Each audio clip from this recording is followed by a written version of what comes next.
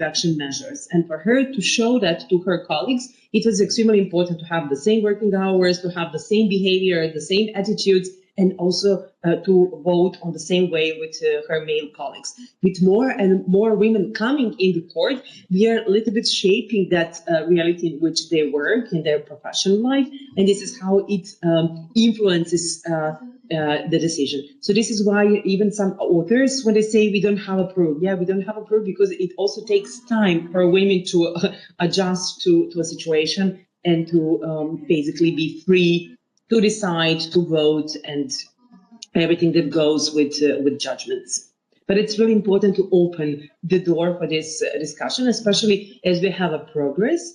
But at the same time, from the last year, when I, for the first time, prepared this, for example, last Saturday, I always want to say last time, but it's not last time. Basically, we also had some decline in that progress. That, where we had progress, we for a year we switched into the situation when we have more males than females. So it's also this anti-gender backlash that we also see in many other areas. So we should be very much aware of to preserve what we have and what we achieve. So I think that it's really at a moment not a time to go further for the improvement, but to preserve what we have, and we should always take that into account. Is there someone who will close the door for us, or if not,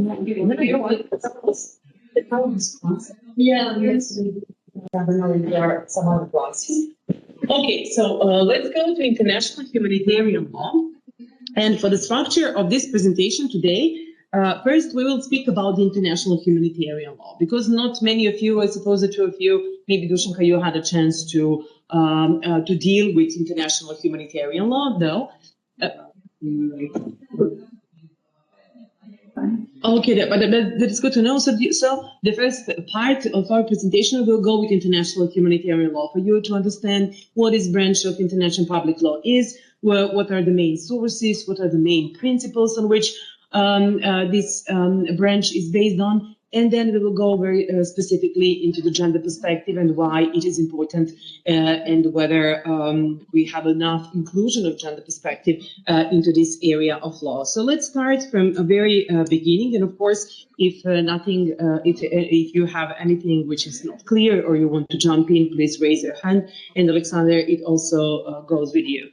So when we speak about international humanitarian law, this is the branch of law which exists and applies in a time of armed conflict. So we need to have armed conflict in order to apply international humanitarian law, which means that it is a specialized branch of international public law. So we have two main aims of international humanitarian law. One is to spare those who are not taking part in hostilities. So we have only two distinctions. Someone can be civilian or can be a combatant. So basically, the whole branch protects civilians, those who are not taking part in hostilities, and also protects those who are combatant in a way that it also brings or adopts rules on how another side should treat those who are combatant in that armed conflict.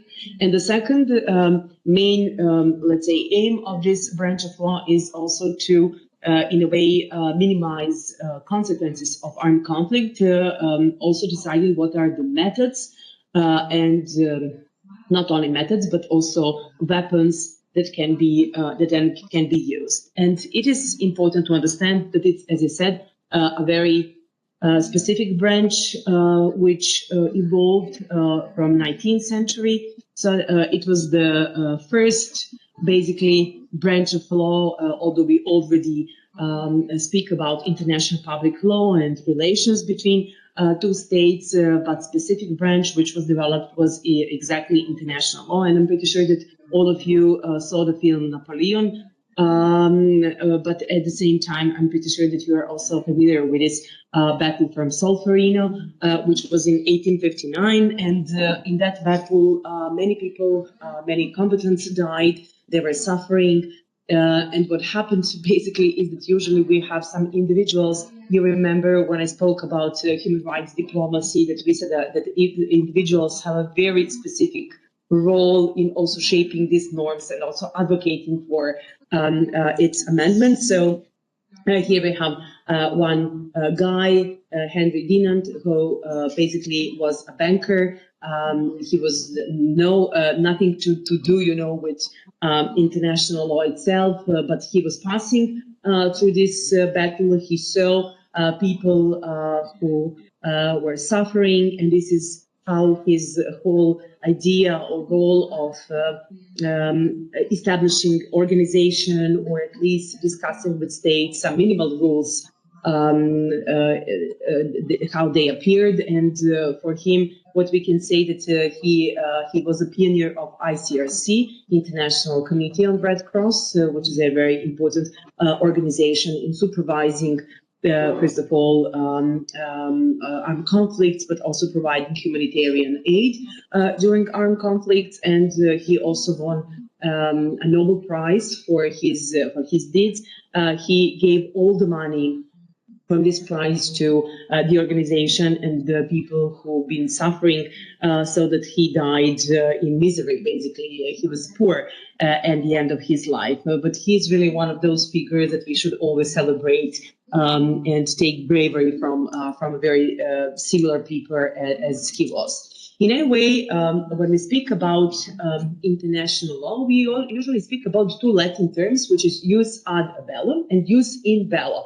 Jus ad bellum is to regulate who can use the armed force, who can basically initiate the armed conflict. And before the United Nations and Charter of the United Nations, it was more or less on the state to decide if the state will initiate the conflict, depending on many different reasons. But usually the state was saying that it's just or unjust, to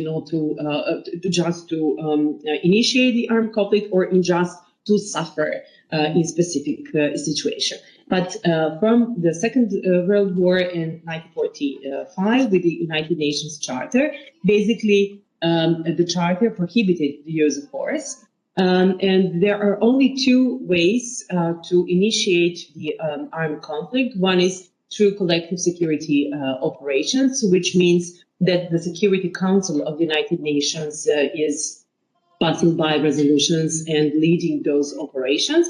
And another one is legitimate self-defense. So this is when a state is attacked and then provides basically self-defense in that specific case. But this is, when we speak about jus ad bellum, it is important to understand this, that we speak about international public law itself, not about international humanitarian law. Why it is important? Because when we speak about jus in bellum, then we speak about to regulate the armed conflict itself, which means that for the application of international humanitarian law, it is not important who initiated the armed conflict and who is, in this case, who is right and who is wrong. For example, we have this armed conflict between Russia and Ukraine. And you can say Russia attacked first Ukraine, the battles are dealing with Ukrainian territory. So from the perspective of international public law, we will see how the situation will be resolved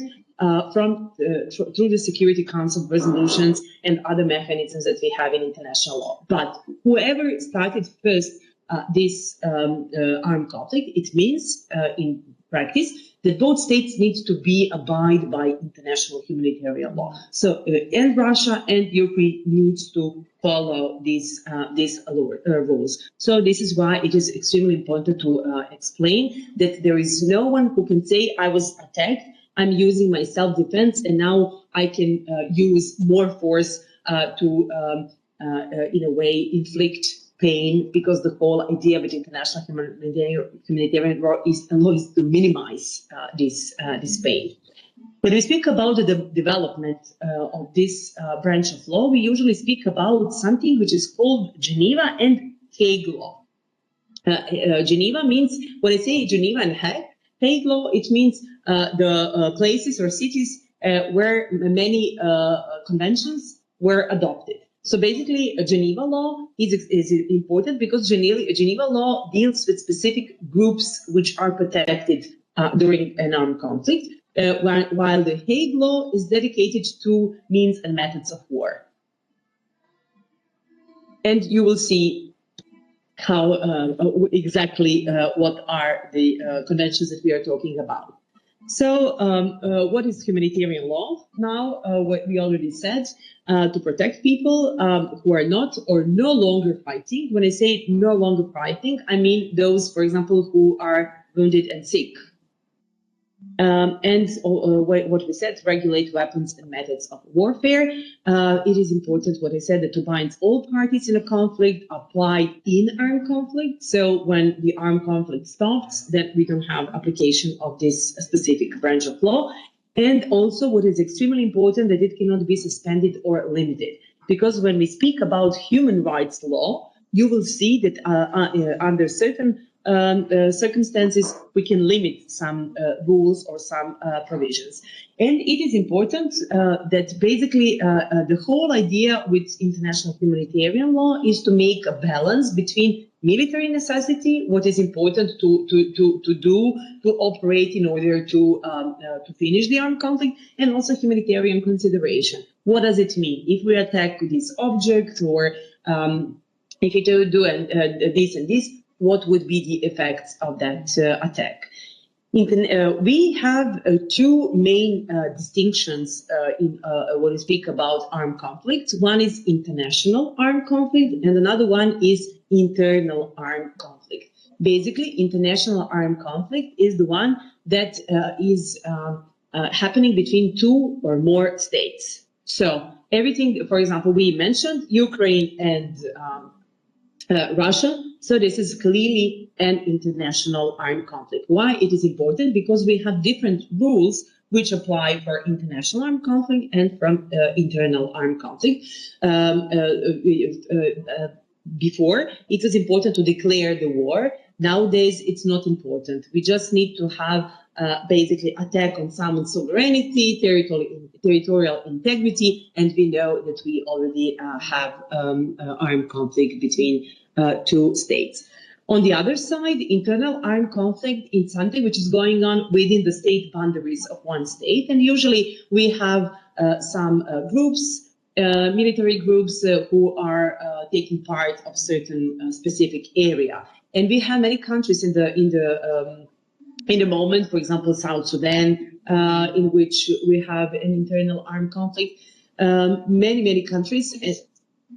This is a civil war, exactly. So it doesn't mean necessarily that's in a whole territory, but that just at least one specific part of territory is under control of some military groups which are controlling that part, and basically they're fighting with the government or with their militia and their armed forces.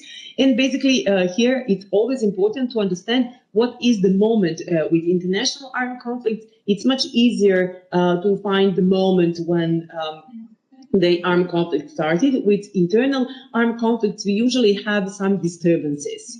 For example, sometimes we can have protests that can be violent, that the government is using certain measures to make them peaceful, but it's still disturbances. So when we have in international humanitarian law rules when we will decide that the armed conflict started, but it's usually when there is a control, de facto control of certain part of the territory. And here is, for example, I put more information on internal disturbances. You see that it can be riots, isolated and sporadic acts of violence, and other acts of similar nature, and they do not constitute armed conflict. We had many situations in the past year when we had internal disturbances, but not the situation that we can say that it was armed conflict, because for the armed conflict, we also need to have someone who is ruling that group. There need to be a hierarchy or command. And also to use weapons freely. So you're not, of course, you don't have it when you have some, for example, demonstrations. Yeah, even if they can become violent. So I'm just saying, The government is taking tanks on the protesters. It is still internal disturbances, and it can be, for example, an issue, and usually In that case, we have, but for example, if the citizens will, unite and they will use weapons and start against the militia, then we can have that it is an armed conflict. But we need to have a group which is different, the differentiation, certain group, which we need to have a command of that group. We need to hierarchy to know who is basically saying, okay, who is leading the whole, the whole situation, and also to have to openly wear weapons, because otherwise those people can also, then we have still the application of international humanitarian human rights law in total, but the state can, for example, introduce some extraordinary measures, and then everything that goes as the behavior of the state goes within the international human rights law stream. But here we have application of international humanitarian law, and it's important to understand, because it doesn't mean that when we have armed conflict, that international humanitarian human rights law does not apply. It applies, but international humanitarian law is a lex specialis, how we lawyers like to call it, which means that it has primacy. And the international human rights law applies only if we do not have rules governed by international humanitarian law. So in a legal lacuna, or if for some reason it was not at all regulated by international humanitarian law. Una? Is there some specific points in that differs internal to international conflict, where we have, for example, one side in the conflict that wants to have its own nation, its own country, maybe Spain or something else, that can possibly become an international conflict and not internal. You have that example with ex-Yugoslavia, because when the armed conflict started, it was internal armed conflict, and then it became international armed conflict with Slovenia and Croatia, and then afterwards with Bosnia and Herzegovina. So basically, yes, they can become internal.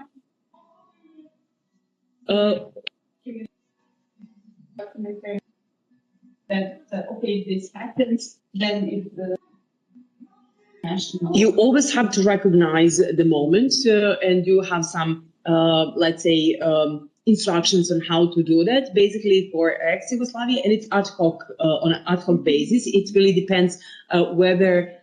Basically, it's a political issue very much, because it depends whether other states would recognize you as a separate state or not. And what happened, if you remember from books, you were so young and maybe you were not even born when the war started in 91, 92. But basically, the whole idea was that, for example, Germany and many other states immediately recognized Slovenia and Croatia. And basically, that was the moment when states claimed these are separate countries, so this is not an internal armed conflict anymore. It's an international armed conflict. But it's extremely important from the perspective of the application of laws, because for many years, basically, international humanitarian law was based on international armed conflicts, because that was the first focus of international law, to regulate armed conflict between two or more states. And what was inside the country was for such a long time something which was internal question. And of course, excuse me? they can interfere when it's the internal conflict.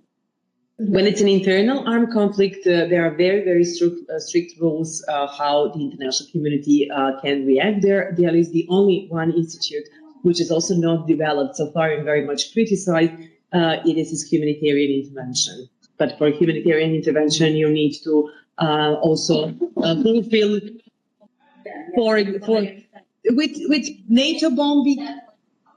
That was the basis, but that was not really humanitarian intervention, because NATO, it was an organization who also, according to their rules, recognized that was the reason why they should interfere. So it was not it was not, let's say, original humanitarian intervention, but they based their intervention on humanitarian catastrophe. Yes. But you said their rules, so does that mean that NATO doesn't? I mean, rules within the organization. Each organization has its own let's say, like charter, which is the founding document, and many other documents which follow the international humanitarian law, or humanitarian law principles apply to states, not to international organizations. So this is why it is important to understand that the states are those who are basically accepting those rules. So it does not apply to international organizations, but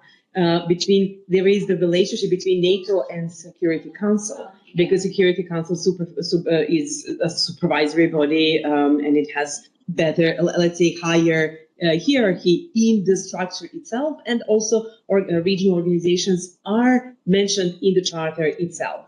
But they are mentioned in a way that if the Security Council cannot adopt a resolution or react in certain armed conflicts, then the regional organization can take the lead and react in those cases. But it goes to another stream, and it's again important, and what we already discussed. It's a part of international public law.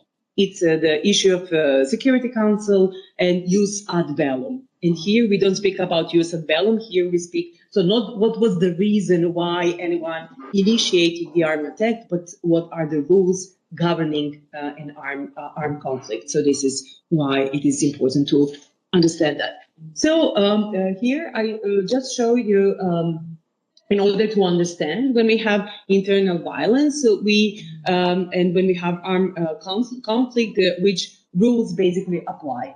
And when we have internal violence, this is these disturbances that we mentioned. We have international human rights law, which always apply as a higher branch, and national law.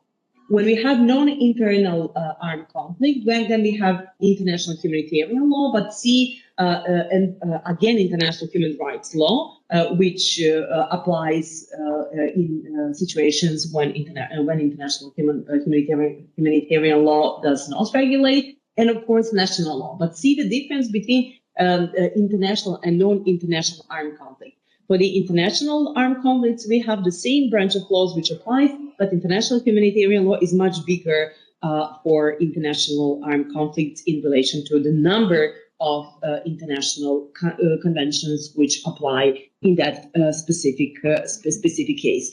And here I show you exactly what applies when we have non-international armed conflict and when we have international armed conflict. When we have non-international, we have something which is called four Geneva Conventions. Four Geneva Conventions were adopted in 1949. And for non-international armed conflicts, we had only common Article 3, which means that all four conventions, they have the same common Article 3, which gives some minimal standards of application in internal armed conflicts. So you can imagine that in 49, that was the only source regulating or applying basically to internal armed conflicts. In 77, we got two additional protocols. The first one, as you can see here, which applies to international armed conflict, and the additional protocol second, which applies to non-international armed conflict. So basically, that this is the separate convention dealing with non-armed conflicts, and that's the only, let's say, source that we have thus far. What is important is that, and why it is also important from the perspective of gender, you will see it later, is that if someone violates humanitarian law, and that would be a part of our second class next time when we deal with international criminal law. The international criminal law, or responsibility for violating not only international humanitarian law, but also some other branches of international law.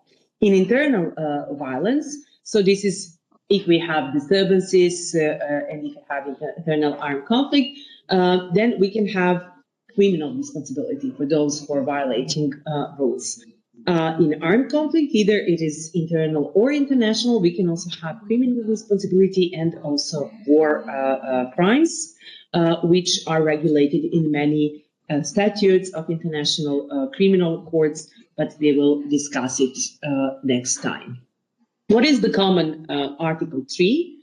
The common Article 3 is, as you can see, if you remember, the one that applies to non-international armed conflicts, giving us a minimal standards of behavior.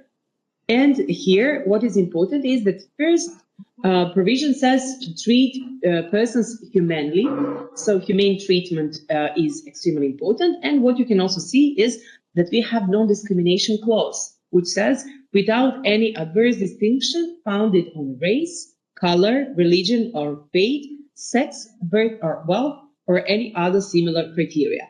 And it is extremely important that we remember that this document was adopted in 49, and in 49, in many other provisions, for example, in 51, and Professor Chuchkovic will speak more about the refugee law for the human rights law course, you will see that in 51, when the convention was adopted, one of the reasons for persecution was not sex. But here we have 49, that sex was included as one of grounds for discrimination. So basically prohibiting distinction, which is based on sex. Also, what is important is that it gives minimal standards in prohibiting violence to life of a person, mutilation, cruel treatment, and torture. So you will see that the language that we are using in this Geneva Convention is not something that we are used to in the language of international human rights law, because the torture is never mentioned the last. We always have torture, inhuman, or degrading treatment or punishment. And here the torture is the last, but it's still very important that we have cruel and treatment and torture, which is prohibited. Taking of hostages is very important, because what we see in many internal armed conflicts, taking of hostages is something which is happening all the time. And you remember with Palestine and with this crisis that it was very, very much present. Outrages upon personal dignity, in particular humiliating and degrading treatment. So now we have even the distinction between cruel treatment and torture and inhuman and degrading treatment, but it's important that personal dignity and integrity is protected. And so the passing of sentences and the carrying out of executions without previous judgment pronounced by a regularly constituted court. So in a way, it is in a nutshell something that is a part of fair trial rights, a part of the branch of international human rights law. And also, as an extremely important second part of this provision, which prohibits not to provide help to those who are sick and wounded, and it says that they need to be collected and cared for, which was one of the main ideas why Henry Dean also initiated the adoption of international humanitarian law itself. So why it is important when we speak about Common Article 3, that it is today considered as a part of customary international humanitarian law. What does it mean? It means that it binds all parties. So these are really the minimal standards that we have in all armed conflicts, and especially internal armed conflict. And that states cannot say that they did not ratify conventions that we mentioned. They need to abide by them. And what are the basic rules of IHL? So something which is a part of what we already said. So we will repeat some of those things which are already a part of Common Article 3, but we also have some basic rules which are enshrined in many other articles. So to respect the lives and moral and physical integrity or human treatment, the prohibition of killing persons except when we have competence on the battle, torture, and especially those who surrender or is no longer able to fight. We already said that wounded and sick need to be collected and cared. Then captured combatants and civilians has the right to life and dignity, and this is something which is again part of international human rights law, but they need to be protected against any reprisals and violence. So if they, for example, do not want to respond to some of the questions, if they are captured, if they are put in some conditions which are endangering their life and they are part of reprisals, for what happened on the battle. So all of these rules, we have many rules dealing with this. Then fundamental judicial guarantees. There are even more provisions in different conventions itself. We mentioned only the minimal common Article 3, but it is important that fundamental judicial guarantees are present as well. Then the use of methods and means of warfare, which is regulated in many conventions. And it is again important that not only that we prohibit the use of force in those areas which can inflict unnecessary suffering and pain. So you can it is allowed that you kill combatant on the battle, but you really need to use the methods which are not going through that scale of unnecessary suffering. And we have many methods of warfare which were developed in time, which are exactly doing that, just causing unnecessary suffering. Of course, the main distinction between combatants and civilian population is something which is the main principle on which the whole source was based.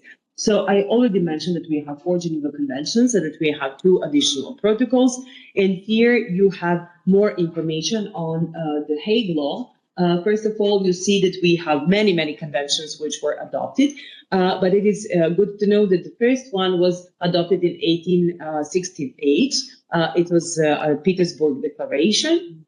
So it's only the one who is not the part of Hague Law because it was adopted in Petersburg, but it is a part of whole legislation which was dedicated to methods of warfare. Then you see the gas protocol, biological weapons, convention on excessive injuries or indiscriminate effects, anti-personnel mines. This is the one that was very much connected with the with NATO bombing in 1999, but also in the conflict in ex-Yugoslavia.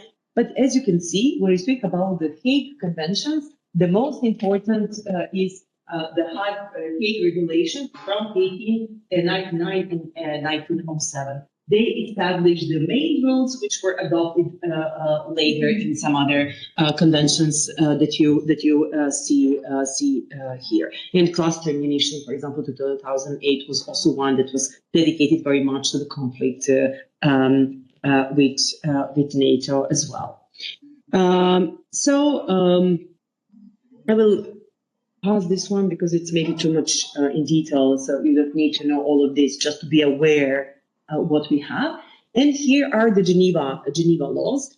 What you can see is this 4 Geneva Conventions. The first one, which was dedicated to sick soldiers on land, the second one, the one which is for sick wounded on this, for the war on the sea. So we have a distinction between wars which we have on the land and on the sea itself. Then we have a very important provisions of Geneva Convention number 3, which is dedicated to prisoners of war. And then, of course, the most important and most cited convention, which is dedicated to civilians. And we already mentioned that we have these 2 additional protocols, one on international and another one on internal armed conflicts. I already mentioned some of the main principles on which the whole branch is based.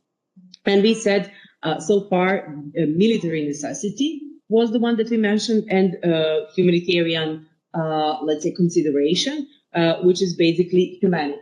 I put it in capital letters because the whole branch humanitarian law derives for being humane as much as possible. And also we have 2 additional principles which are important, which is distinction. When we say distinction, we mean between civilians and combatants, and between civilian objects and military objects. Because here in armed conflicts, we can attack person itself or object, and the consequences can be also devastating. And proportionality means that whenever we balance or try to see what would be the military necessity and what would be the humane consideration, we need to take into account proportionality. This is something that you remember even the NATO bombing, when we had that some civilians suffered or died, then how they called that collateral damage, exactly. So in other words, in that in proportionality, we didn't pass a high threshold because it's still something which is happening in armed conflicts. And here we have all these principles which are basically what among main principles which are called in a literature differently. Distinction. We already said what is the limitation. It is consideration or proportionality. This is the sum that will limit us in certain activities. Precautionary measures. It means it's in order to know and to in a way assess the situation, knowing what would be the casualties, we need to do the precautionary measures.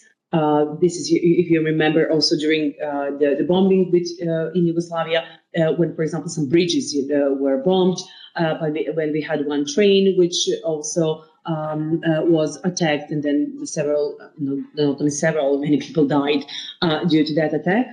Then the issue was, did they provide these precautionary measures before the attack? Who is responsible for these precautionary measures? The one who attacks or the one who is? The one who attacks. It means that precautionary measures means that he has to presuppose the situation, but sometimes another side can use human shields, for example, and for that, then responsibility is on another side. So it really depends on what's on the ground. But precautionary measures is always for the one who is attacking.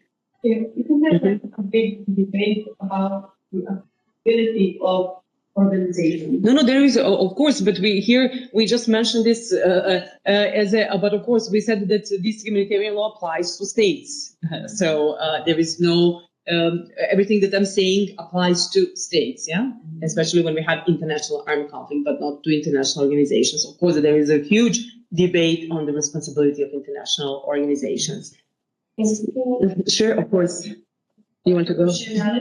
Is it also related to when you're attacked and you defend yourself? Do you also, in defending, need to be always proportionality both ways? And absolutely, because if someone is striking you, for example, you are attacked, and then you use you always need to use the methods and means which are proportionate to respond to the attack. If you use criminal law, when you're absolutely, because it can at some point it can be attack itself. And so it's really important that that proportionality is very much present at a time. So distinction is.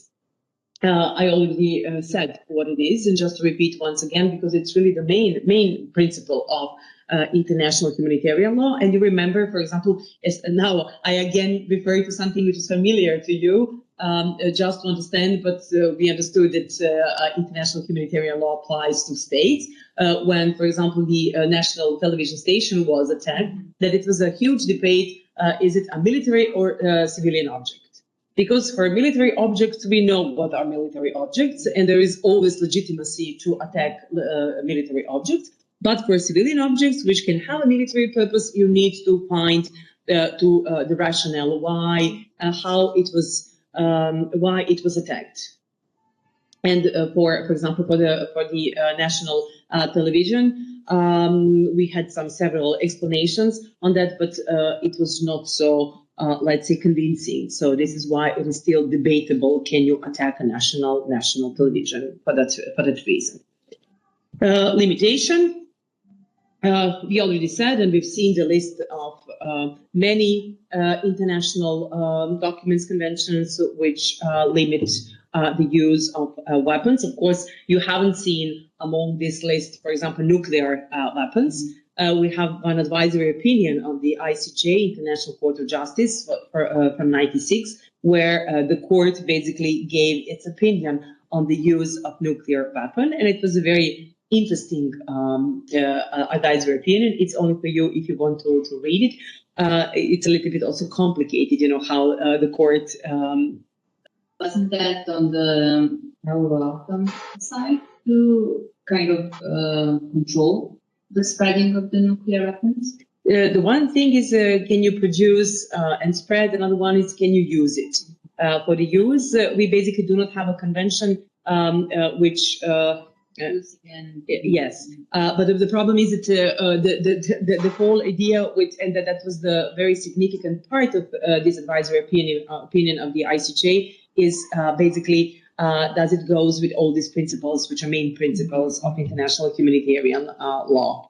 And then precautionary measures, and here you have this explanation which says that before and during an attack, every possible precaution needs to be taken in order to minimize the harm to civilians and civilian objects. And proportionality, we already also discussed, is what will exceed in this case. If humanitarian suffering will exceed military advantage, then proportionality does not exist. No, please just go ahead, because it's important to understand. No, to understand the whole branch before we go into the. By using human shield, Mm-hmm. In my mind, it's also you are not a civilian in that. If you are using, and No, you're civilian, because you're. How do you mean that you are losing your status of being civilian? If you are used as a shield and you don't know that Mm-hmm. you are civilian in that shield, it's then that justified from the other side to attack you because they know you are used as a sort of a weapon. It's not. If you have a human shield, it's never legitimate to attack. Apart, only if you have this proportionality. A proportionality test would be the most important. Of course, the main responsibility is on the one who is using human shields. But if you have information that they are using human shields, then it's also responsibility, because you are attacking under the international humanitarian law. You cannot attack civilians or civilian objects, and you are not losing that status because someone is misusing you to be a human shield. On the side of the country that is being attacked. Basically, both sides need to be precautious, and proportionality also, because to be honest, when you use human shield, it's also a part of military necessity for some armies. It really depends on the conflict, but they both are need to abide by these principles. So in each specific situation, we will see who knew what information, who did precautionary measures, and what was the result. So whether the damage was much higher than the military necessity in that specific case. When we started, we saw a movie about functionality, how the American troops targeted the house of some big ISIS guy who was there. And they targeted their house, and they want to bomb it, but it was, of course, in the middle of the city. It wasn't so crowded, but there was, of course, the movie for making the movie better. There was a little girl in front of the house selling something. So there was a huge debate in the actors, of course, had, but in the class too. Oh, is it really? How do you make a decision? You really protect them. And he was, I think, a big guy in the city, like really a violent guy, and they want to talk him, and that's all. They really had to make a decision even better. And this thing, and when this family who is really the problem, or to protect 10 people who is around the house. No, exactly. So this is it's a big decision, but it's also on a case-by-case basis, because it also means, what kind of information you had. You remember, for example, that Chinese embassy was bombed, and then the whole issue was, is it an attack to another state, and how it appeared. And you remember that immediately some information released that that NATO was using some old maps where they didn't have a Chinese embassy on those maps. So you can always, it's always, and you can use some, let's say, excuses which are more or less obvious and reasonable. But at the same time, you always have to do that evaluation on a case-by-case basis, because sometimes even you don't have information on what's going on the ground, and you are bombing some object, and you don't know, for example, that people are situated there. But today, with this information technology that we have less and less possibility to explain that we didn't know what's going on and what's happening. But of course, we should always. Yeah. Okay. So about the principle of distinction, there are so many information that I gave it to you. Okay, but this one is important for you. That we also have some caregivers which are recognized in international humanitarian law. And here we speak about medical and religious personnel, about medical units and medical transport. And all of them are protected also by international humanitarian law. We have all this medical staff which is providing the first aid and which need to be protected and having the status as civilians in providing these first needs. What is extremely important is that non-discrimination is one of the main principles which enshrine also caregivers in international humanitarian law, which means that even if they are part of some groups, they need to provide aid and medical assistance to everyone in the field, not only to one side, which is happening in many armed conflicts, that they are providing basically on a discriminatory basis only to one side. But you remember, and I'm pretty sure that you read a lot of articles on what was going on, for example, in Gaza, that the medical equipment was almost inexistent, that humanitarian aid in medical staff was also abandoned for many for such a long time, and it causes a lot of pain and suffering to people, especially to injured ones who bombed, exactly, and many hospitals, medical units were. Similar with the journalists who are going to the front line. Yes. They are protected in some way, like wearing the press on their clothes and everything, but so many journalists died in Gaza. Absolutely, not only Gaza, but everywhere. Yeah, everywhere. And what we've seen also some scenes from near the National Assembly. You also have journalists who in regular situation are not protected, and you can even imagine what's going on the ground when we have an armed conflict. But absolutely, it's a very important issue to be mentioned. Una? It's about religious personnel. I never seen. It means that also there are some, there is a personnel who is also accompanying, for example, combatants, sometimes civilians, or those who are wounded and sick, so who have the status of prisoners of war. And if they're there for religious reasons, to give them opportunity, to express their religious rights, then they need to be again protected. So they cannot be considered to be combatants. And I'm just referring to the time when the convention was adopted. It was in 1949. And at that time, it was extremely important also to recognize, because many religious personnel was accompanied either armed forces or being used in those detention centers where we have those who are prisoners of war.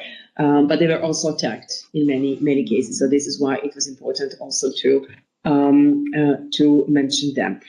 Okay, okay, and the last thing which I wanted to share with you concerning the international humanitarian law is that we also have a third additional protocol which was adopted together with this first and a second one, and it relates to the emblem which is used for the Red Cross and for those who are providing humanitarian aid. As you can see, before the 1863, we didn't have any protected emblem. Then the first emblem of the Red Cross was adopted it's also a very old protected emblem from 1864. And then Red Crescent was used, as you can see, 10 years later. But then in 1929, the Red Crescent and Red Lion and Sun were adopted. Then in 1980, Lion and Sun were no longer used. And then basically in 2005, when this third additional protocol was adopted, the red crystal was adopted as a sign. So there is also why, those four Christians, they didn't want to use this sign. The whole idea of giving opportunity to everyone to use the sign, which is in accordance with some of their religious beliefs. So here you see three signs which are used today and which are protected by international humanitarian law. Okay, so let's go to the main point of our presentation. Do we maybe just need, because it was a lot of information, some 10 minutes break before we start? Okay. So, Alexandre, I hope, and I suppose that you are the only one. Do you have any question on what we did thus far? No, everything was clear. Everything was clear. Okay, so now we will have a 10 minutes break and let's start at 12:30, okay? Okay, that's fine. Okay, good.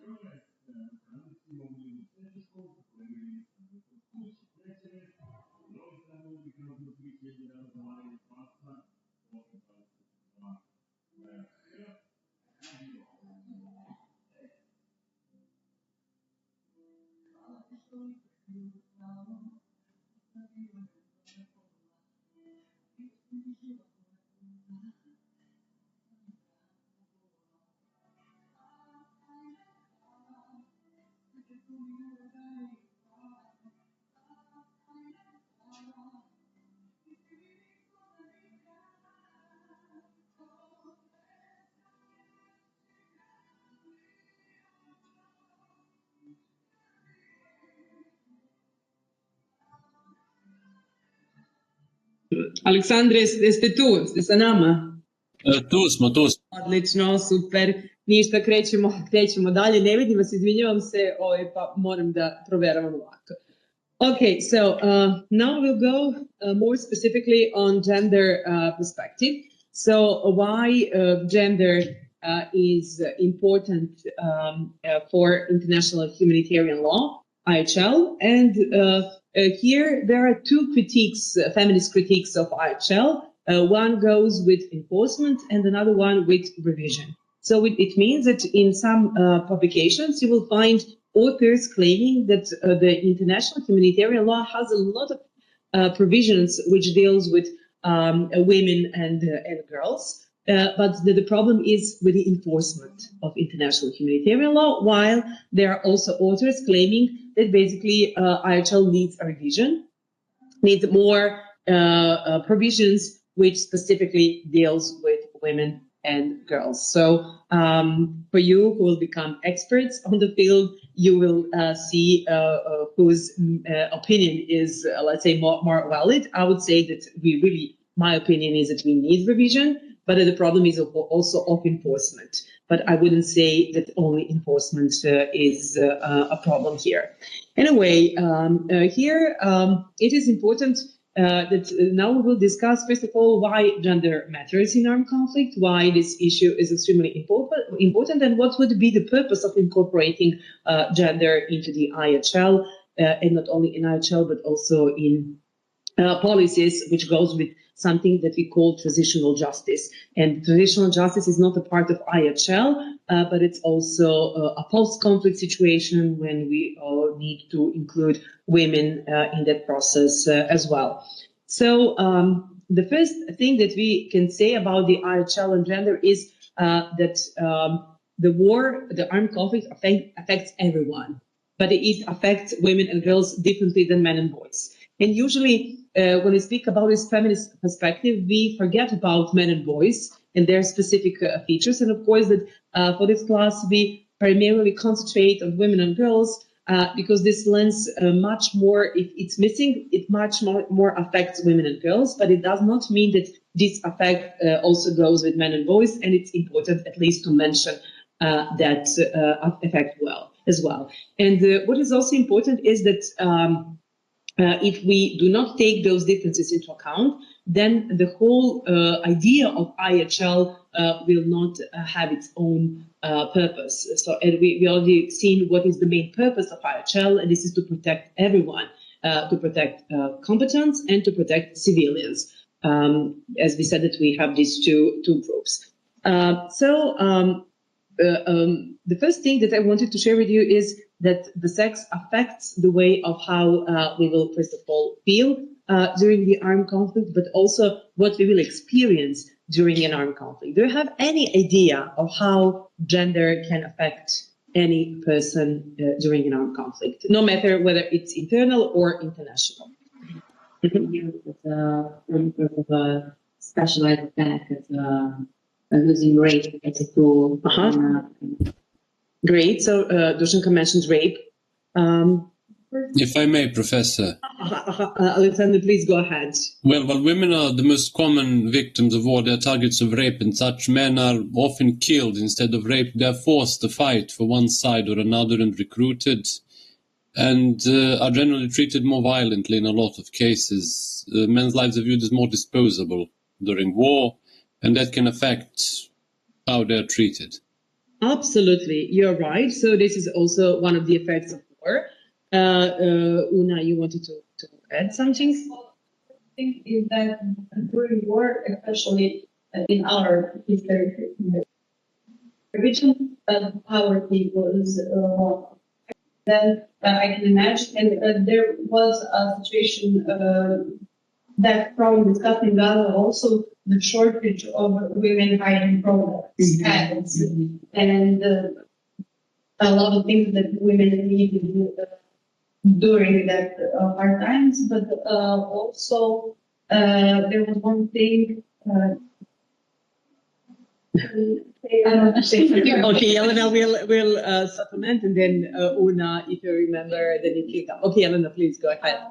Say that we can see different approach between men and women in the war on the case of Srebrenica genocide, because they were killing only men and boys, because genocide is like to enable them to procreate.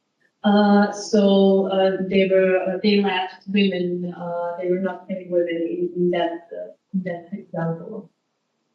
Mm-hmm. But yeah, women are much more, I would say, tortured, raped, and yeah, basically Una?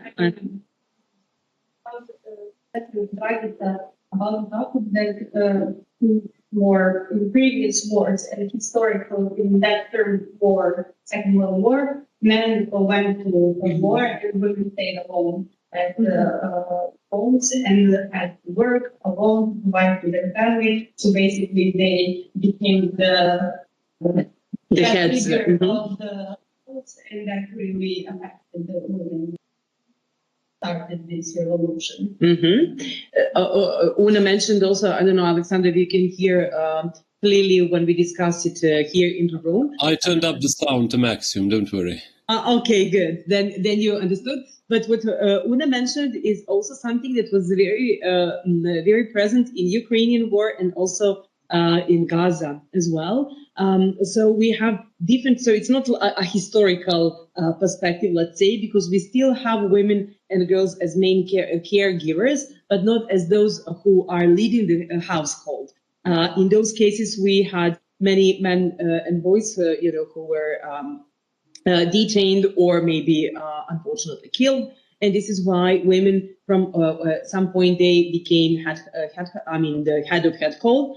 The same happened in Ukrainian war with refugees, because for the first time in the history we have one armed conflict, which is called like feminization of an armed conflict, in a way that women escaped from battles. They came to Poland and to other neighboring countries, and usually they were women with children, and they needed to find a job and to provide care of the family members. So it's still very much present. So what we can say, we can say that the effects of war and how women are affected is basically the territorial integrity and bodily integrity of women, that they are much more attacked by their body is much more attacked by rape and other forms of gender-based violence, so much more exposed to gender-based violence, to trafficking, for example, which is also very present in many conflicts. Then the second, Una said, and it's extremely important, poverty, which means that they usually have limited access to services, and in armed conflict it is much more present. Then also armed conflict very much affects women and girls in terms of education.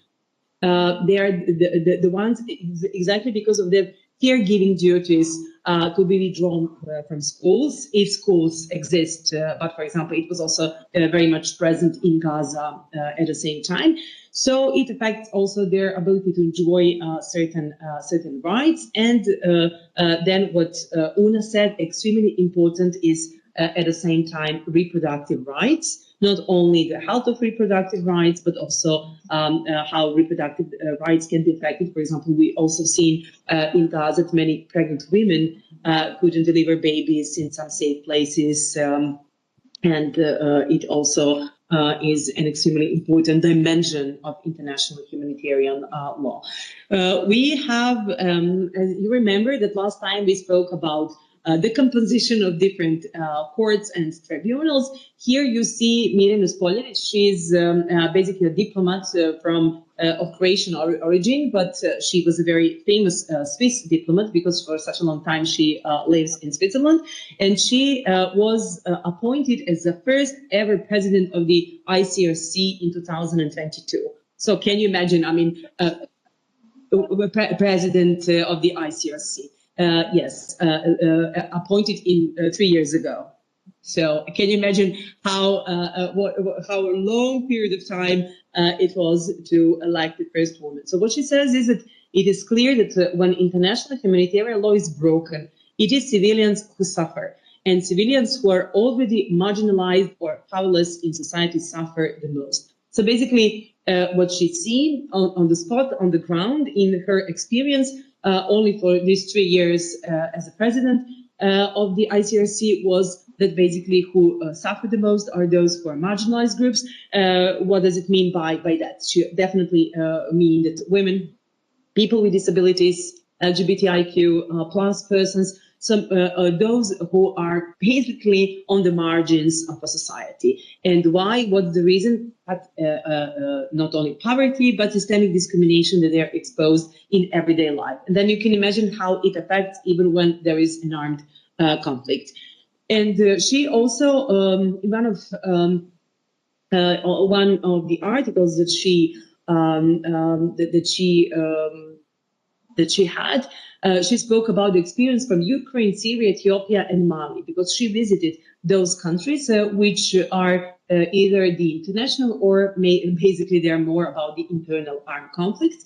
And what she said is in a clinic that was barely functioning, she saw several young women, then former soldiers who had been recruited to fight, and they were critically injured with severe wounds that required amputation. They had suffered rape, were pregnant, and faced the prospect of giving birth where medical treatment was next to absent. Because of stigma and shame, they were ostracized from their families. So basically, why I gave you this example is that we usually forget the ostracism, especially in those very traditional societies, where, for example, a woman is raped, and then as a consequence of that rape, she's pregnant and she's delivering a baby. She's expelled from the society, from the local community, from the family, which for those women is really the most devastating experience because they are left alone, literally, and then the poverty is even more present. The problem with women is that everything that affects their everyday life, and especially in those countries under the armed conflict, where we already have the structural inequalities which exist, then the level of that structural inequalities is even more present. The problem is that you can imagine that the law and the institutions, that they do not function. And even before the armed conflict, they're very weak. So there is no possibility that even in a case of rape or some other forms of gender-based violence, that a woman is reporting those cases. Sometimes it is a shameful part of shame and stigma in a society to report those cases. So this is why we have many conflicts in which we have those cases are underreported. And it's also important to mention that dimension. So, and we already mentioned inadequate medical care, harassment or abuse, which is so much present. We mentioned rape, we mentioned trafficking, but forced prostitution is also something which is extremely present in many armed conflicts. When it comes to girls, because here everything that is said for women, of course, applies to girls, but what we have for girls is that they are really disproportionately affected by trafficking, because usually young women are targeted as victims. They are very much, and this is something that is now an epidemic in those countries with armed conflict, it's forced marriages. We call them early, sometimes they're called early marriages, but in this case, we speak about forced marriages because there is no will at all. And this is what we have in many investigations, what happened to young women. Sexual slavery is something which is also very much present, and domestic servitude, especially if there are accompanying combatants on the field. Some of them are recruited as child soldiers. It is much more related to boys than to girls, but we also have some examples of being wife of combatants. It is especially, for example, in Somalia and Sudan, very much present. Haiti is also one of those countries where it is also very much present.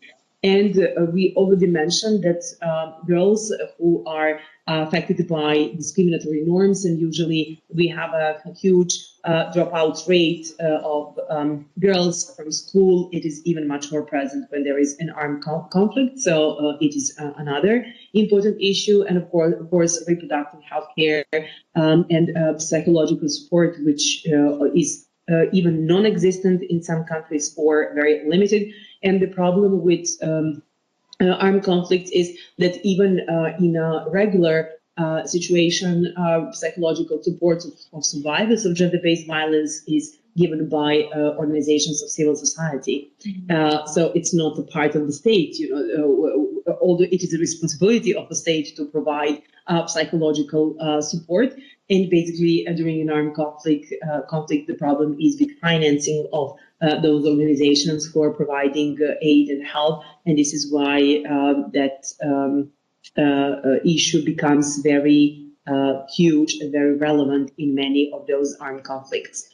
Now, when it comes to men and boys, we already mentioned, and Alexander, I think that he gave a very good overview of men and boys. The problem is that they are always considered to be combatants or a threat to those who are taking part in some hostilities. So this is why they are much more frequently exposed to killings, to arbitrary detention. We have it also in Gaza, or torture and other forms of inhuman treatment, sometimes for giving some information or just torturing because they belong to certain groups. And of course, it also depends on the armed conflict. If, for example, we have persons who are coming from religious minorities or from some ethnic minorities, then torture is very much present. Forced recruitment. This is what we have in many refugee cases. The reason why, for example, people left Afghanistan or some other countries, sometimes it's really not possible that you're not recruited, because the whole family can suffer if someone rejects to join the army. And also they can be victims of sexual violence. And it is something that for such a long time was not revealed in international literature, but today we know that they can also be exposed to rape, genital mutilation, sexual humiliation, different acts which are also part of gender-based violence and very much present. And of course, if we have a problem with psychological support for women and girls, for boys and men, that psychological support is almost non-existent. So it is something which also needs to be paid attention by international community. What is an ICRC experience? I gave you some estimates from one of the last reports produced by ICRC. This is that in a conflict, in an armed conflict, women die giving birth. This is what we've seen, that even in Gaza, many, not only that pregnant women are killed, but also that they died due to complications because of the limited medical care. Girls which are absent from schools at a higher care rate than boys. They are sold or forced into marriages. Families make choices about how to survive or even who will survive. And it's also important to understand, how they are exposed to forced marriage. So, because usually the poverty is the reason why they are sold by family members. Women are likely to have fewer financial resources to cope with injury, property damage, and loss of income. This is the whole problem of economic inequality which exists between men and women, and especially with women coming from different backgrounds, again, religious, ethnicity. We have, for example, many women coming from groups which are basically called, oh my God, domorodački narodi, native, but there is another... indigenous people. Indigenous, exactly. Alexander, thank you so much. So indigenous women and girls, and they are very much exposed to property damage and loss of income, because usually in those societies, the man is the one who is the owner of a property, and if the owner, the man, dies, then it's a problem to have women as someone who is having the title of being the owner of that property. We then again mentioned the additional barriers to accessing healthcare, and especially when we speak about the reproductive rights, and it's also very much identified by ICRC experience. The one problem that is also important is that women are much less represented in decision-making roles, not only during an armed conflict, but in post-conflict situations as well. The ICRC, of course, found this in relation to humanitarian aid delivery, but another problem is that they are also not so represented in transitional justice or in post-reconstruction period. And what they found, sexual violence remains endemic in conflict, disproportionately impacting women and girls and ruining their life and dignity. And this is really, you will see next time when we speak about international criminal law, how some of them testifies how rape, for example, ruined their whole life. And it's so hard sometimes, even with psychological support, to overcome the trauma and suffer that they went through.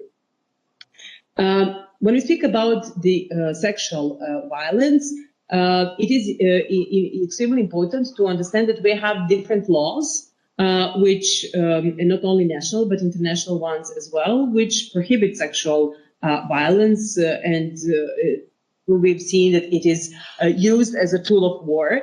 So it is hard to minimize the use of sexual violence, even when we have very clear laws, either international or national, which were adopted by. But it is very widespread, and there is no conflict in which sexual violence was not the primary form of violence among all the forms of gender-based violence. And it is also very important to understand that it is, as we said, that reporting of those cases is so minimal that even if you want to deal with sexual violence cases, it is hard to get the whole estimate or the whole picture, how many women were basically involved or how many of them were exposed.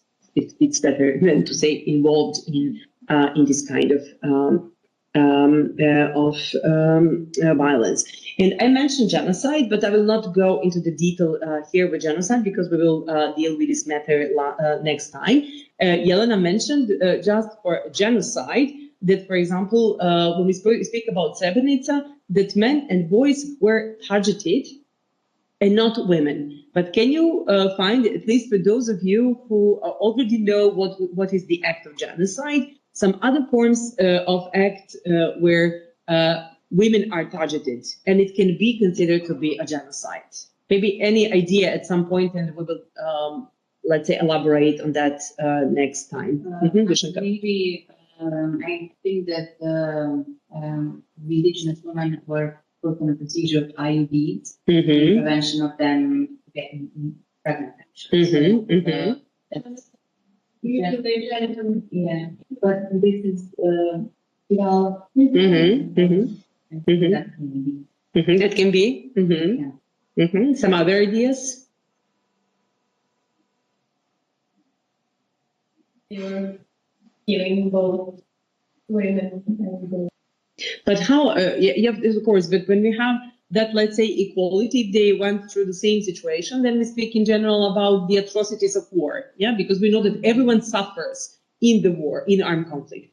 But for example, if we speak about the genocide, we mentioned one situation when, for example, those who are, and we've seen that for men and boys, they are treated as enemies, as threats, so they can be exposed to killing and to torture, just in a way to incapacitate them for take part in some hostilities. It was also and the reproduction. Absolutely. So, Professor, if I may. Yes, of course, Alexander. Please go you mentioned Sudan earlier, and that's a country with a very, very bad situation right now. I've recently seen that they're forcing women there to bear children so they can cleanse their bloodline. There's a racial element to the conflict there between the native Arabs and the Africans in the south. So that's pretty horrifying. It's a very good example, Alexander. Thank you so much. A good example of how women and also, Dushanka also mentioned the control of birth and their reproductive health. So yes, that can also be one of the reasons if it's widespread and has other elements of genocide to be considered also to be a genocide as well. But usually those crimes which are systemic and widespread, they are considered to be crimes against humanity. But of course, we will speak about this as well. And also one important devastating element which goes with women and girls is for those who are in detention centers. The problem is that in detention, they usually do not have a treatment which goes with their gender, which also means that they should also have access to healthcare. And what we also identified in many conflicts, they are not having the access to healthcare rights. Also, they can be exposed to violence by those who are guards in those detention centers. So many information showing that even while they are in detention, they're exposed to different kind of violence. What are the relevant IHL provisions? So we said that we have a discussion of how many provisions we have related to women and girls itself. I will mention the most important provisions for your record. First of all, we have just when we have GC1 and GC2, this is General Convention number 1 and 2. You remember this is on wounded and sick in land and sea. And we have the common Article 12, which is which means that it's the same in both conventions. And what we see here is that basically the treatment of those who are wounded and sick must be humane, and it cannot be based on discrimination, based on different grounds, including sex. So this is the main non-discrimination provision that we have in IHL, but as you see, it is limited to those who are wounded and sick. When it comes to the Article 14 of the Third Geneva Convention, you remember the Third Geneva Convention is that relates to prisoners of war or to combatants. We have also this provision, which is extremely important, and it says that also the treatment of those who are prisoners of war, we just mentioned women who are in detention, has to be equal. And see what I put here is that women shall be treated with all the regard due to their sex and shall in all cases benefit by treatment as favorable as that granted to men. So at least see the way of how the whole provision was structured, not equally as men, but treatment as favorable as that granted to men.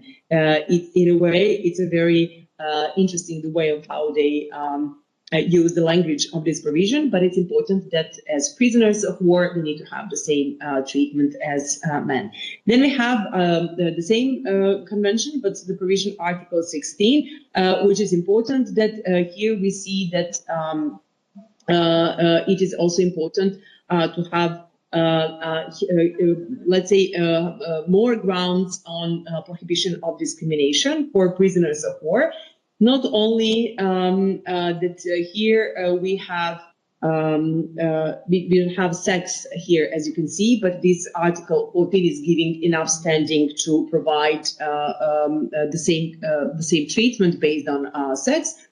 Here is the prohibition of any adverse distinction based on race, nationality, religious belief, or political opinion, or any other distinction.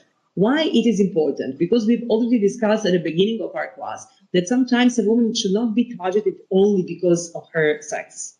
She can be targeted because, and this is what Alexander very well noticed in his example, because she's a member of some religious community or ethical community. And this is why it is important to have also this higher, let's say, the more extended provision on non-discrimination, which gives standing then to for better protection.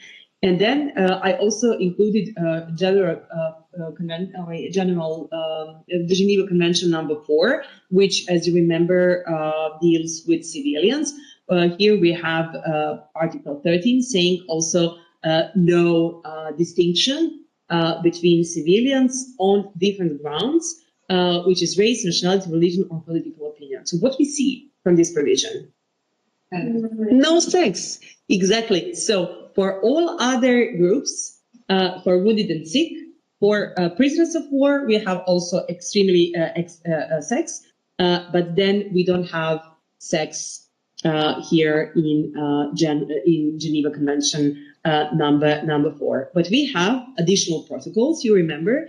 Additional Protocol 1, again, which relates to international, and in the Additional Protocol 2 to non-international armed conflicts, and these provisions says without discrimination, without any discrimination. So basically, now it gives protection also to women as well.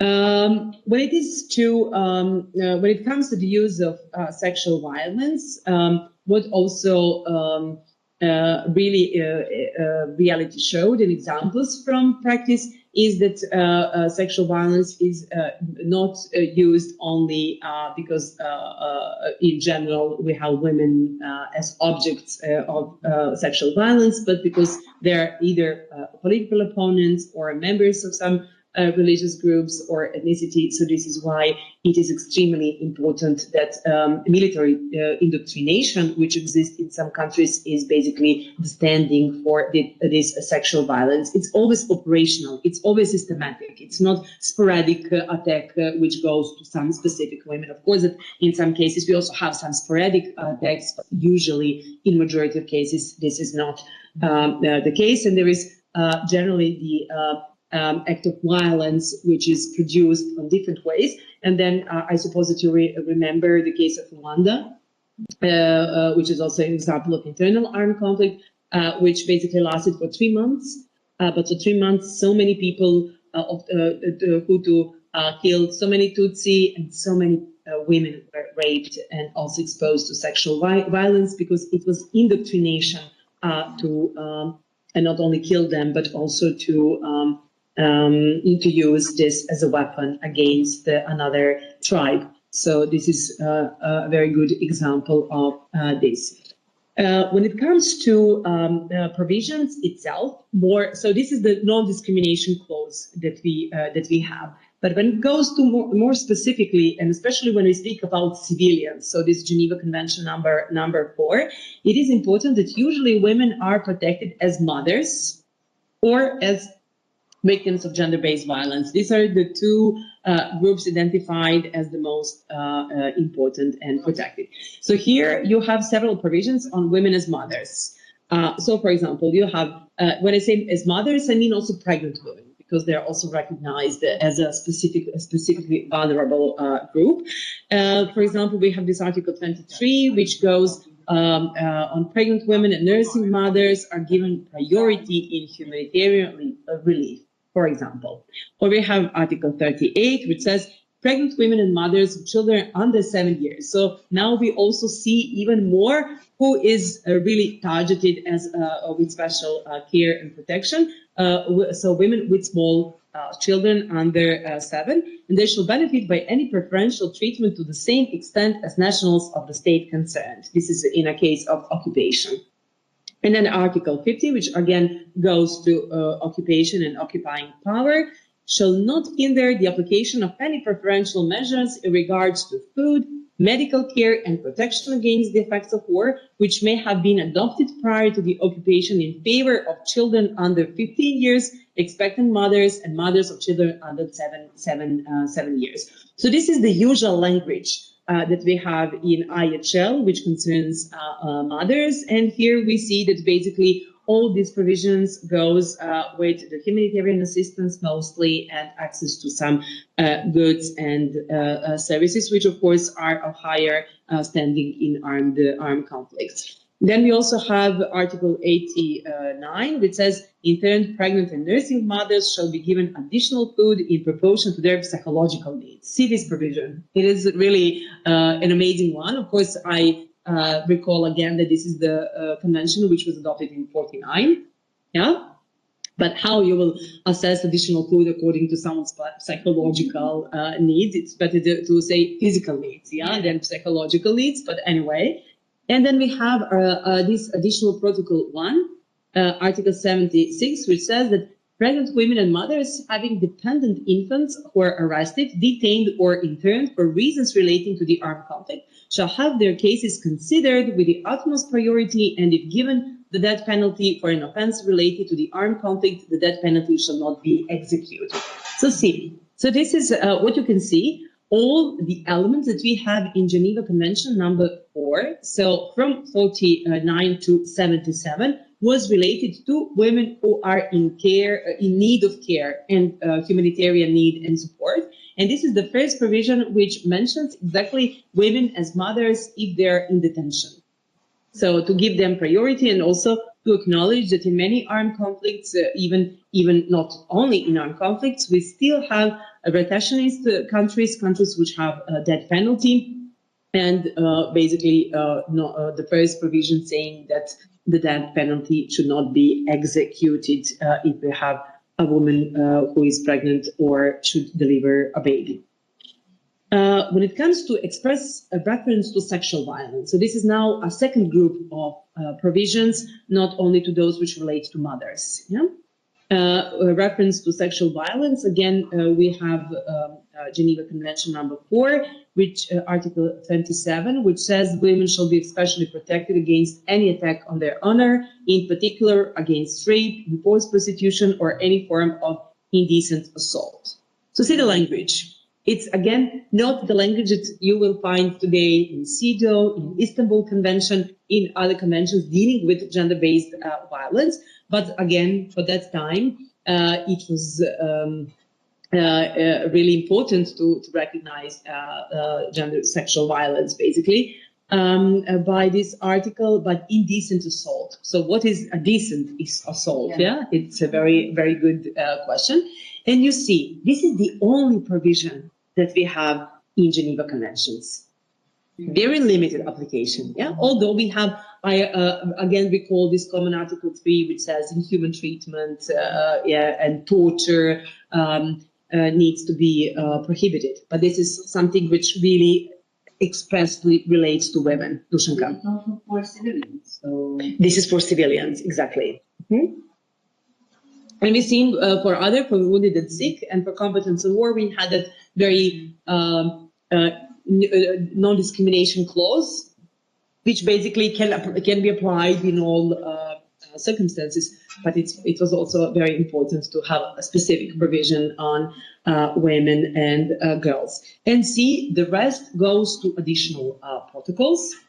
And then first we have in additional protocol 1, that Article 75 prohibits outrages upon personal dignity, in particular humiliating and degrading treatment, enforced prostitution, and any form of indecent assault. So again, repeat the wording basically of Geneva Convention. Women, it says persona. So it goes, but it like mentioned enforced prostitution, and this is why I also included this one, but as recognizing enforced prostitution as a form. But then we have this Article 76, which is relates to women specifically, and says women shall be the object of specific respect and shall be protected in particular against rape, forced prostitution, and any other form of indecent assault. So basically, Article 75 can also apply to men and boys, and we've seen that it's also a situation when they can be put in put as victims. And when I use victims, it's also important to understand that today we have two terms that we use for someone who was exposed to sexual violence. One is victim and another one is survivor.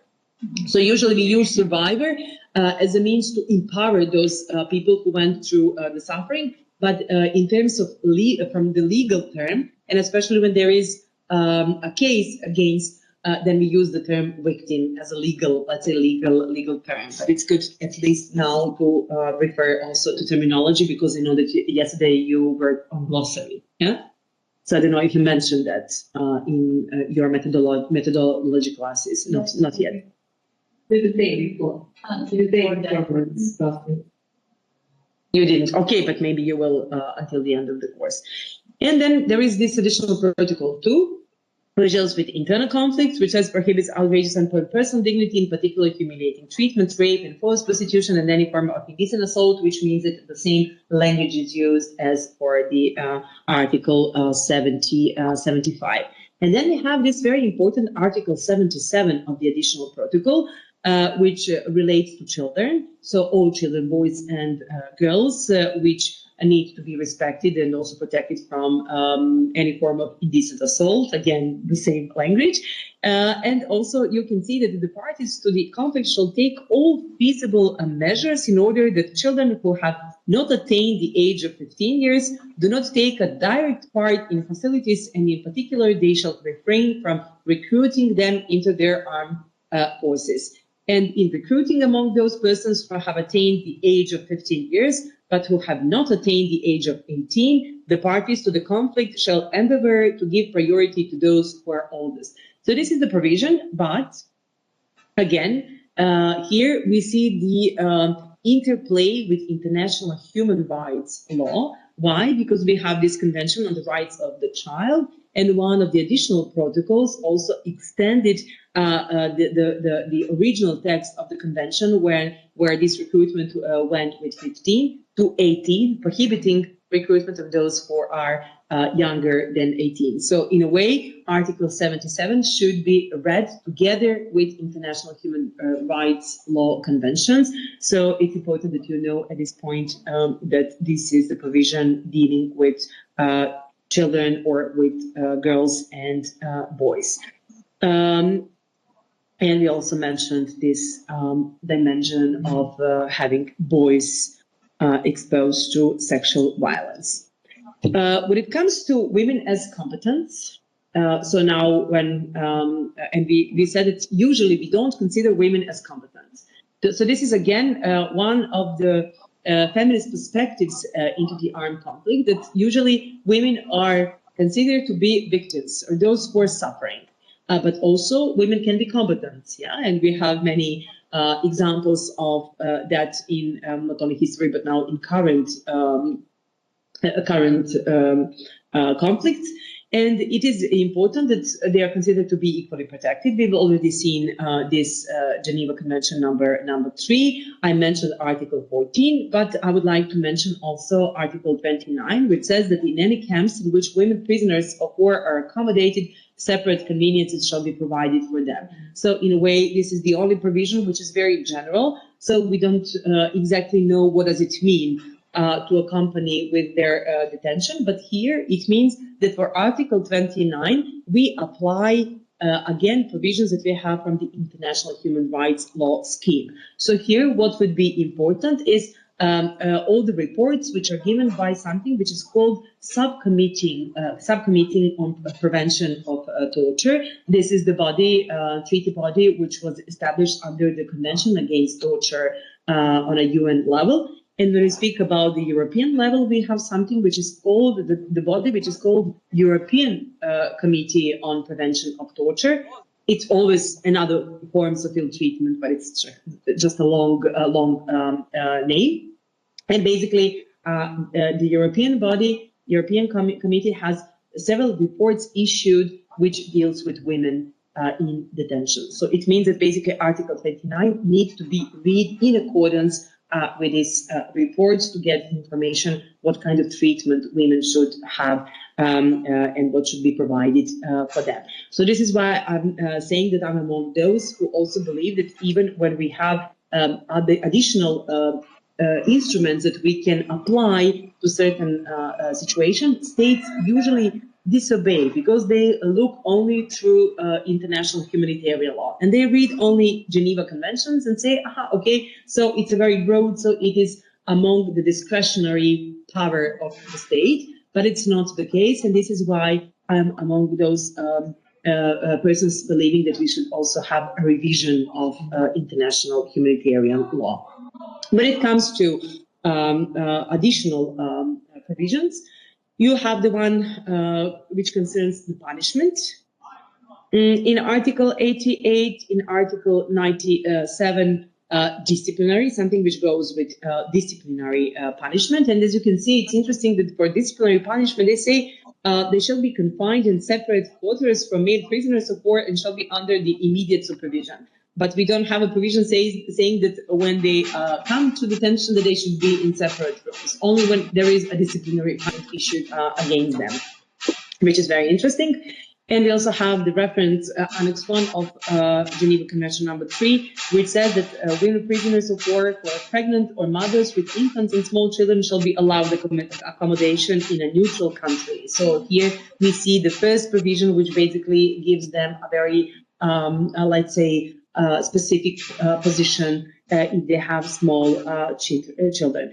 And then, unlike female civil internees under the convention which deals with civilians, female prisoners of war have no specific rights to be only searched by women. For example, this is that was one of the references in literature, which is also extremely important. And it also is the one, the provision which goes with regular knives.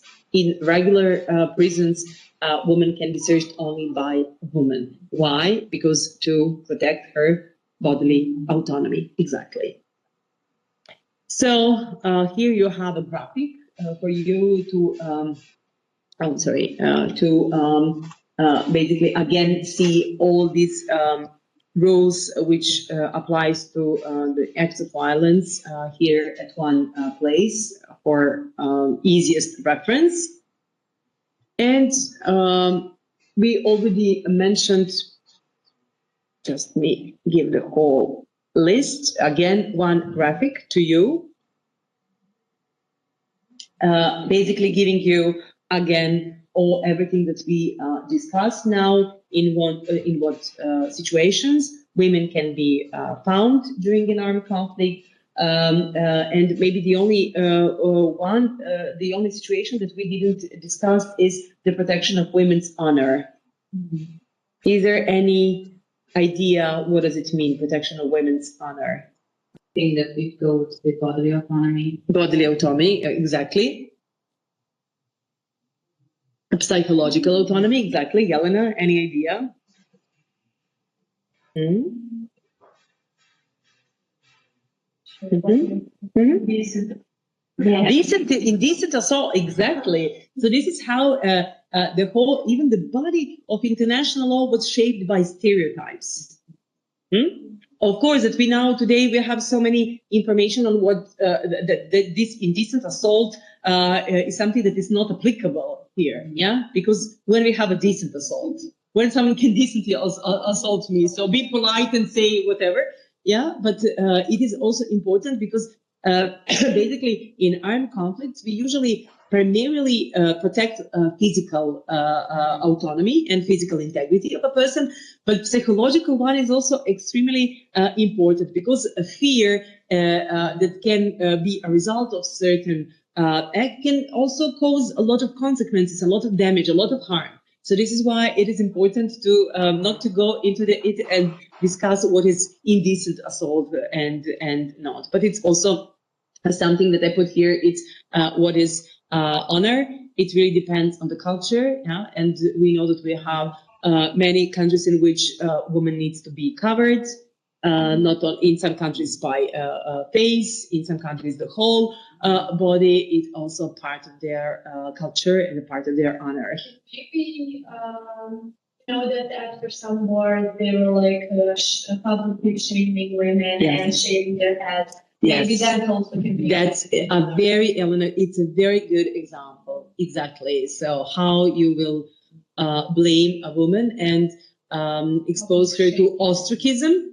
This is what we said. Sometimes it's to expel a woman from the local community, to leave her without anything, but sometimes it's even worse, to shame her. In Iran, you know that she can be stoned for example, for some acts which are also a part of how they call it honor crimes. So yes, exactly. This is also very much present during an armed conflict as well. One thing that I wanted to mention to you is that one document you should be aware of. It's a resolution 1325 of the General Council, Security Council. This is a resolution which was adopted 25 years ago. So this year we celebrated 25th anniversary of this document. And this is basically the first document which deals with prevention of conflicts and also post-conflict situation. And the whole idea is to include women to participate in reconstruction of a society, of course, to be for the negotiating table if there is an armed conflict or a potential armed conflict, but also in a transitional phase. And it is important that Resolution 1325 calls each state to have a national action plans, to have a very clear measures and activities which need to be implemented in order to attain the parity of and inclusion of women. And not only that the women participate, but they have a full meaningful participation in these processes, and also that they can take care or shape the future policies in a reconstruction period. I mentioned here some contemporary conflicts, and I think that we already more or less mentioned a lot of these issues already. But the good thing is that humanitarian actors more and more include a gender perspective in planning, and also not only in planning but in reconstruction programs in countries. And one of the issues which is very much called by international organizations and by states is to have more disaggregated data. And in general, we have problems with disaggregated data. When we speak about disaggregated data, we don't mean only about men and women, but also about many other factors which are important in order to shape better policies. And this is what Una was discussing about this intersectionality approach. So it's not only that we speak about men and women. It's not a monolithic, that we have like two groups, separate groups, and we need to see how the war and how the armed conflict affects them. The whole issue is to know who are the most marginalized groups in society, and then to have disaggregated data on the region, on age, on education, economic situations, on many, many grounds, which give us a better policy if we take all these elements into account and if we know have data. So what we can conclude from today's presentation, well, we can first conclude that gender plays a fundamental role in shaping the experiences of individuals during an armed conflict. It is related to girls and women, but also to men and boys. We've already seen how it affects them, both groups. But the whole idea is that IHL provides enough, let's say, I cannot say enough, but let's say provides provisions, including gender perspective into the IHL. What we also have to take into account is the time when these provisions were adopted. So they were, how I like to call it, avant-garde for that time, because they were the first international provisions, including sex and women as a very specific group which is vulnerable and needs to be protected. We've seen the development of that language, that it was that this catalog of rights were bigger in time with new documents, but still the language that's being used also shows that let's say discrimination and also stereotypes which were connected with specific gender. And of course, that it is important that we always need to take into account that IHL needs to be implemented together with international human rights law. And not only that, but that basically enforcement of IHL is extremely important. And we will see that one of the mechanisms for its enforcement is criminal responsibility. And we will see next time how it affects and how international criminal law reacts to and recognizes gender as a very important ground. Any reaction to what you've seen? I can just notice that we really have a lot of Norwegian and a question mark with the enforcement, but on Wednesday we had with Professor Boyna lecture about environmental law, and there we saw the lack of the slow process of adopting gender to the legislative, and here with a totally different situation. But still we see that it's not enough. And the problem is really in interpretation of international law. And when we have diplomats sitting somewhere and deciding even on the responsibility of someone, they will always call exactly the language of the provision. The problem that we have with IHL is that we don't have a supervisory body. And you will see for international human rights law, we have either different committees or courts, which they in a way interpret those very broad provisions, with very specific duties and obligations on the part of the state. See, here we don't have it. We don't have. We only have ICRC, which can also give us some studies on customary law, and we had a very important studies on that. But here, even those studies, they do not reflect the gender specific. So this is why it's important to have it. Is there any body doing like the continuous monitoring when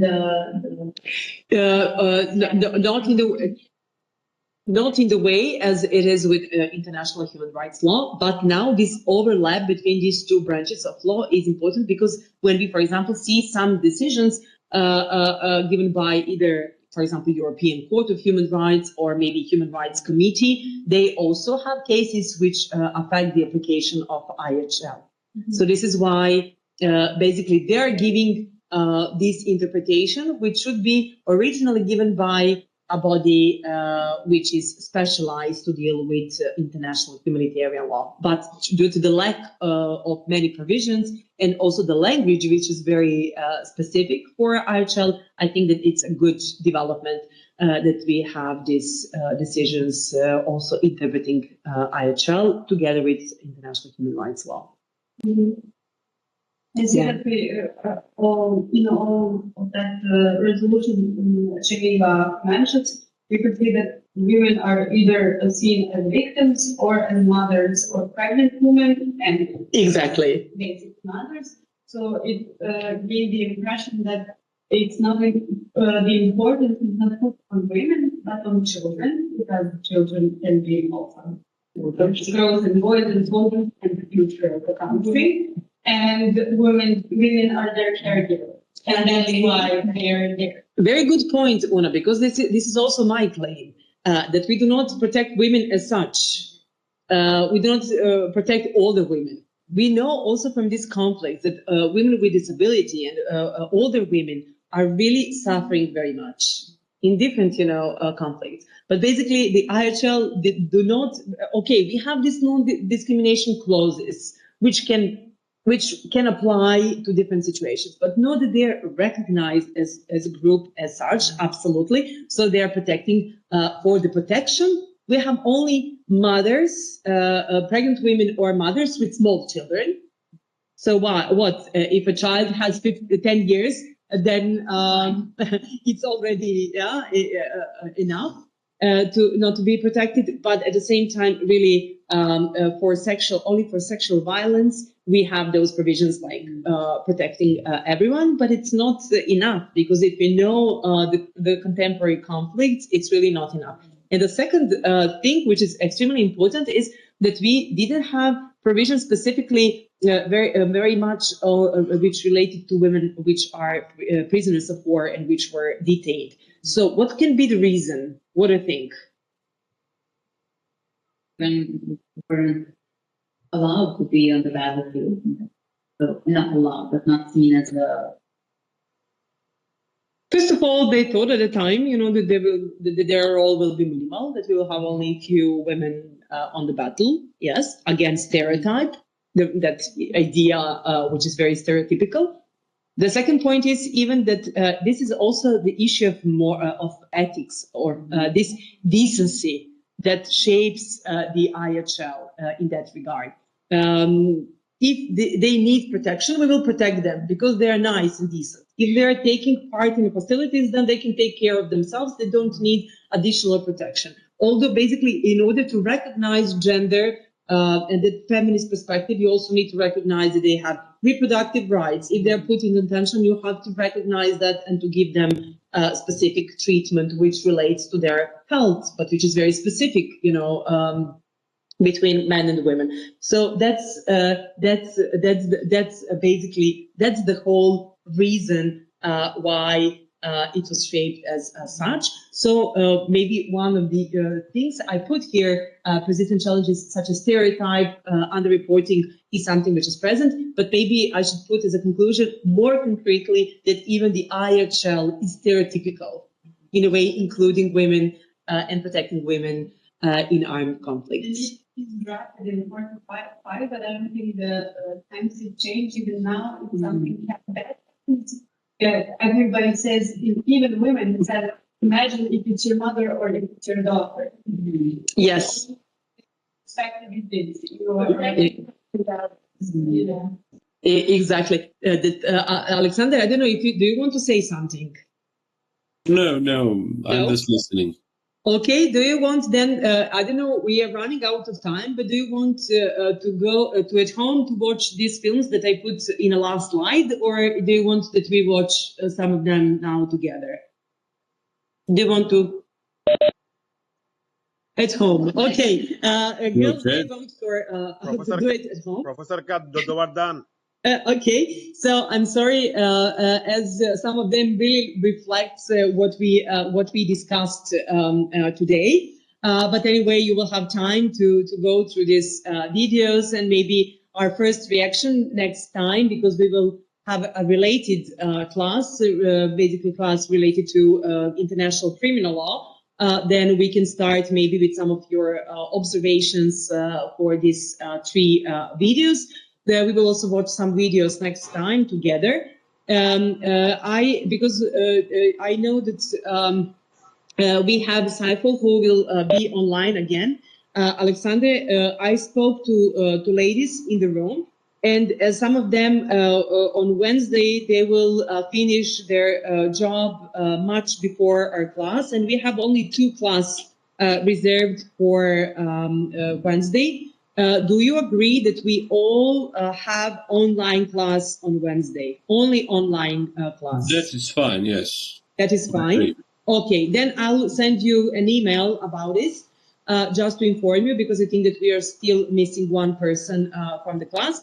But anyway, as we are entering the season and a traffic which is really terrible in Belgrade, and for not coming personally to the faculty only for 2 classes, that will be an exceptional class that we will work only online. Then see you on Wednesday. Thank you so much for all of your homeworks. If there is anyone who did not finish the homework from the last class, please do it until today afternoon. Then I will give you my feedback to all of you who submitted your homework, and of course, see you on Wednesday. For Wednesday, you don't need to read anything. We will continue discussion on individual criminal responsibility. Take care, have a great weekend, and see you on Wednesday at 6.